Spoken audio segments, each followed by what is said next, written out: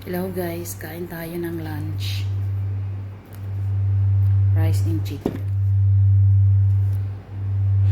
Then meron tayong soup. Nagutom na ako. 3:30 na ngayon pala ako kakain ng lunch. Hindi pa ako na breakfast. Nagutom na ako. Pinuna ko muna yung alaga ko. Kasi meron siya ngayong Bible study sa masjid. So, inuna ko muna siya, pinakain, pinaliguan. Naluto muna ako ng lunch niya, tapos saka ko siya pinaliguan.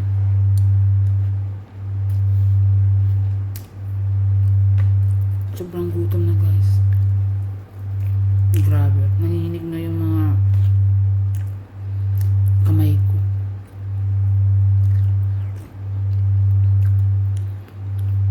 Kahit isa lang yung alaga ko, naku.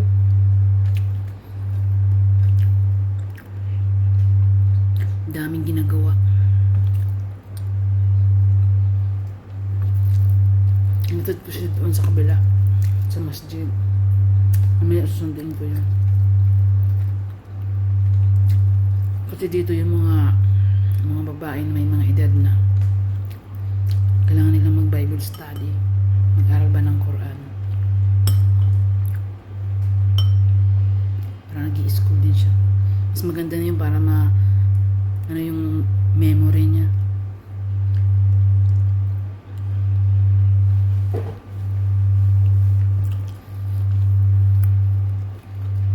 Very religious sila. Saludo talaga ako sa mga Muslim. Gigising talaga sila pag oras na ng dasal nila. Pag tumulog na yung simbahan, gigisingin ko na yung alaga ko para magdasal. Ilang beses sila magdasal. Fajr, Duhur, tanghali yun. Tapos Asr, 3 yun. Pag tumulog na yung simbahan, and then Maghrib, mga ganyan 6. Ganyan sila magdasal. Sa tumulog na yung masjid, kailangan nilang magdasal. Yung mga babae, sa bahay lang yan magdasal. Pero yung mga lalaki, obligado pumunta ng masjid para doon sila magdasal.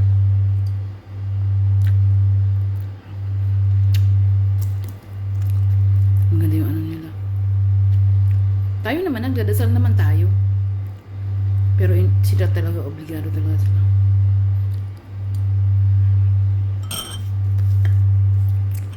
Lalo na pag Friday, kasi yung Friday, yun yung parang pinakang linggo sa atin, yung Friday nila. Sa atin ba, linggo, lahat magpunta ng church. Weekend, family bonding. Dito, Friday yun sa kanila. So, kailangan Friday maaga siyang gigising. Maliligo, kailangan malinis yung buong katawan niya bago magdasal. Marami siyang magdasal.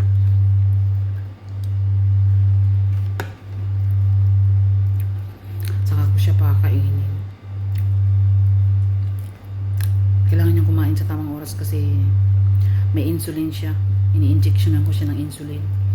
Ilang beses siya mag-insulin before breakfast saka before dinner. Kasi alam bakit? Type 2 diabetic ang alaga ko. Kailangan i-monitor yung sugar. Dati grabe. Sobrang taas ng mga asukal niya. Hindi kasi siya nakikinig pag gusto niya kumain, kain. As in, kain talaga. Kaya kinausap ako ng nutritionist niya. Kailangan ganito lang yung pagkain niya, ganyan. Kailangan ganito yung lutuin ko, ganyan, ibigay ko sa kanya. Sawa naman ng Diyos, hindi na siya masyadong, dati 300, 400, ang sugar niya, umabot pa nga ng 500 eh. Hindi na siya makabangon. Sabi ko sa kanya, pag hindi niya siya nakinig sa akin, uuwi na ako ng Pilipinas, iiwanan ko na siya. Natakot. Baka umuwi ako ng Pinas. Kasi hindi niya magustundo yung mga alaga sa kanya. Ako lang talagang tumagal sa kanya. Kasi pag hindi talaga siya sumunod sa akin, nagagalit ako. Pag nagalit ako, tahimik na siya. Sabi ko sa kanya, pag hindi siya nakinig, uuwi na ako ng Pinas. Sabi niya, inshallah. Nakakatuwa rin yung alaga ko. Parang nanay ko na rin siya. Mas matagal ko pa nga siyang inalagaan kaysa nanay ko. Nanay ko, namatay na lang, di ko malang naalagaan. Kaya sorry ma kung nasaan ka man ngayon. Nasa langit ka ba o nasa impyerno? Bahala na sigad sa'yo. Sorry ma talaga, pero I love you sa mama ko. Kahit nasaan man siya. At sa papa ko. Hindi ko man kayo naalagaan. At least naibigay ko naman sa iyo sa uli yung sandali. Yung pinaghirapan ko dito, kahit kaunti. Kaya mahal ko yung si Tanda, yung alaga kong babae. Kahit naiinis na ako, hindi ko pa rin matiis. Sabi ko nga sa kanya, katas ng Ramadan, uuwi na ako. Nalungkot siya, umiyak siya. Sabi niya, babalik ba daw ako? Sabi ko, tingnan ko. Sabi niya, wag na daw ako umuwi. Sabi ko, may anak ako, ba't hindi ako uuwi? Sabi niya, kunin ko na lang daw yung anak ko. Ang lungkot kaya dito. Alam niyo guys, ang Saudi super yaman. Pero Diyos ko, pag lumabas ka dyan sa labas, sa kalsada, ang lungkot. Hindi ka gaya sa Pilipinas, binabaha na. Yung mga tao, masaya pa rin. Dito, ako, sobrang lungkot ng bansa nila. Kasi sa bahay ka lang mga babae dito, mga tao dito, naka-stay lang sa bahay. Bira lang lumalabas lang sila pag winter season, pupunta sa park. Yun lang, hindi kagaya sa atin sa Pinas, binabaha na, takbuhan pa rin sa tubig. 'Di ba? Naghahabulan pa, masaya pa. Binabagyo na, nagtatakbuhan pa sa labas. 'Di ba? Ang saya, nakatawa pa yung mga tao sa atin dito, Diyos ko po.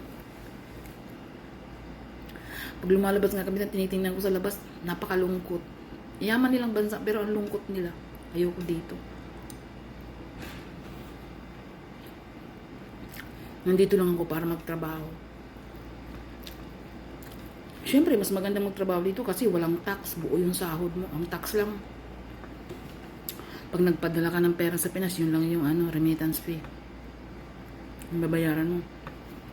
Dito, pag sumahod ka, buo yung sahod mo. Hindi ka dyan sa Pinas, ang daming kaltas. Diyos ko po. Liit na nga ng sahod, daming pang kaltas. Hanggang tiniis ko kahit hindi ko makasama yung anak ko. Magtrabaho dito. At least, sure yung salary mo. Di ba? Ganun talaga. Yung magulang gagawin lahat para sa anak kahit mahirap. Kahit asot pusa kami ng asawa ko. No choice. Priority ko yung anak ko.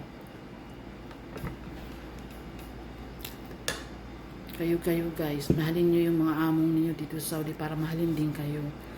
Ituring ba kayong pamilya? Kasi swertihan lang yung makakuha ka ng among na mabait eh.